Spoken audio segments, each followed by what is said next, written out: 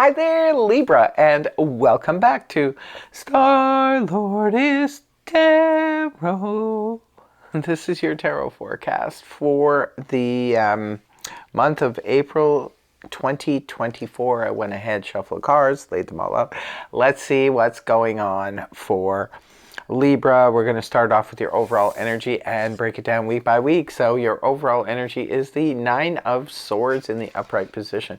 It's a card that represents a lot of anxiety, overthinking a situation. It could be that you're trying to come up with 9 different solutions for one problem, or it could be that you feel like you have 9 different problems and you're trying to solve it all. Air signs generally are up in their head a lot and trying to process everything through their communication, their thoughts, and yeah, it could be that you're overthinking something. It could be causing some sleepless nights. Just be careful that you don't let that anxiety get a hold of you. If you do any kind of meditation, this would be a good month to practice that, because it does help to quieten the mind. So in week 1, you have the Eight of Pentacles rooted down by Major Arcana, the Strength card in the upright.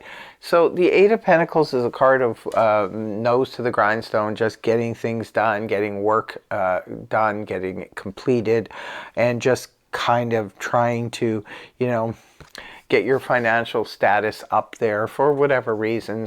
We all have our reasons why we need to, make more money or focus in on work. It looks like in week 1, you come into the month very focused in on accomplishing something. The Strength card is here to root it down, letting you know that all you have to do is apply your own inner strength. This is not brute strength. This is the inner strength that comes from deep within. We just need to take a deep breath, and this energy is here, absolutely, Libra, to let you know that you can get through it. It may be tough. You may be having to put in a situation where you have to do a lot of work, but it's going to be worth it. Just stick with it. Take a breath. Remember, it's just a moment. This too shall pass. In week 2, you have the Two of Cups in the upright, rooted down by Major Arcana, the World. You actually have a few Major Arcana in this reading. Could be a little bit of an intense month for you. Two of Cups in the upright position represents that bond, that strength that we have with that one person. It could be anything. Could be your meeting somebody new whom you just connect with in an incredible way. That sort of soulmate energy where we just feel really strongly when we first meet somebody that they feel like they can finish your sentences. It feels like they know you inside out better than you know yourself. It could be somebody that you already know and you're getting closer to this person. Or it could be, this could be a best friend. It's not necessarily romantic, although a lot of times it is, but it can be, that soulmate can be like, a best friend or somebody that you just have a really, really tight connection with.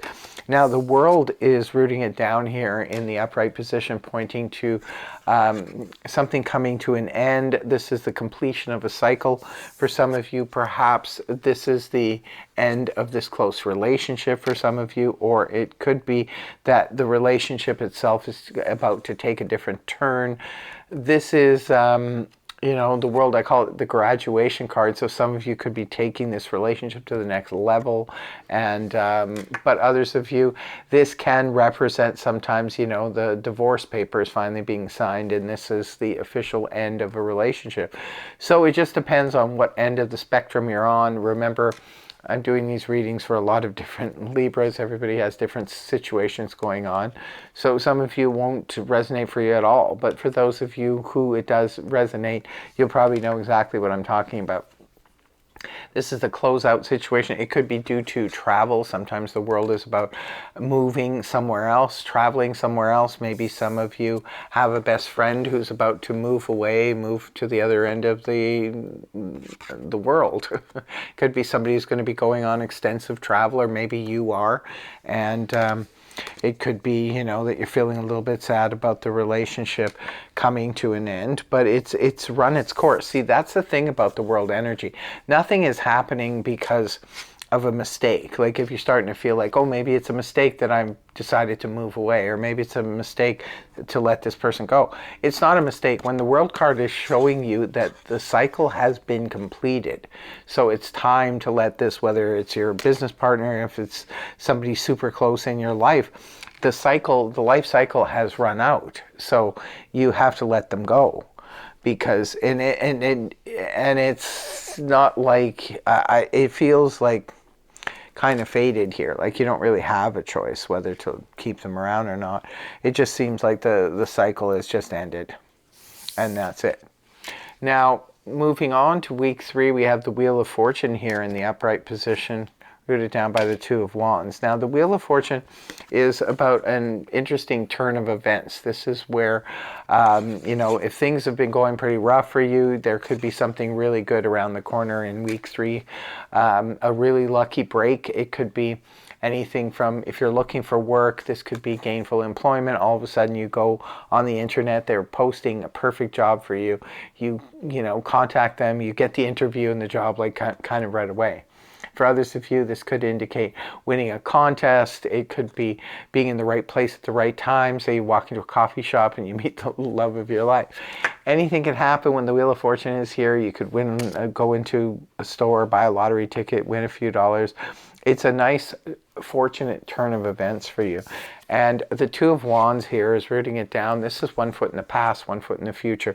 So something has come to its complete end, and it's time to look forward. In the Two of Wands, this person is more future focused than they are on what's they're walking away from or what's leaving them. They're focused in on where they're going. The Wheel of Fortune could be like a lucky turn of events. Like maybe, say for example, if you wanted to move somewhere, and all of a sudden, boom, you got a job offer, an opportunity to go to that place and go work, so you can now actually move there. And you're ready to just move forward and move ahead. Interesting. Week 4, you have the Queen of Cups, rooted down by Major Arcana, the Lovers. Queen of Cups is Cancer. I don't know if you're connected maybe here to a Cancer, because Cancer also got some of the similar cards here. And I know the Queen of Cups was there, I think. Yeah, I think it was Cancer. You might want to check that out.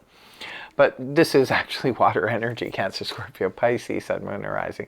It could be that this is a person in your life. This could be your spouse. This could be a friend, a family member, or somebody like that you're super close to. And this is a person you could be talking to about emotional matters, because that's her forte, right, is emotions. She's run the gauntlet on emotions. She knows how to process them in a very mature way.